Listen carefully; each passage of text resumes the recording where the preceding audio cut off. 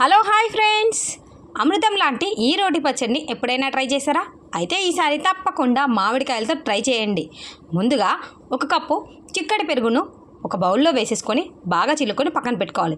తర్వాత ఇప్పుడు మిక్సర్ జార్లోకి ఒక కప్పు వరకు పచ్చి కొబ్బరి వేసేసి గ్రైండ్ చేసుకున్నాక అందులోకి ఒక కప్పు పచ్చి మామిడికాయ తురుము, 4 పచ్చిమిర్చి ముక్కలు, 2 కరివేపాకు రిబ్బలు, రుచికి సరిపడా సాల్ట్ వేసేసుకొని కొద్దిగా వాటర్ యాడ్ చేసుకుంటూ ఇలా రుబ్బుకోవాలి. ఇప్పుడు స్టవ్ మీద తాలింపు కోసం గంటలో కాస్త నూనె వేడి చేశాక తాలింపు దినుసులు వేసి ఎండుమిర్చి, కరివేపాకు, కాస్త ఇంగువ, చిటికెడు పసుపు వేసి గుబాలించే పోపుని అలాగా తాలింపుని ఈ మామిడికాయ పెరుగు పచ్చడిలో కలిపేసేసుకొని ఎంతో రుచికరమైన ఈ పచ్చడిని చపాతీతోనైనా దోశతోనైనా నంజుకొని తింటుంటే ఇంకో దోశ అయినా చపాతీ అయినా తినాల్సిందేనండోయ్.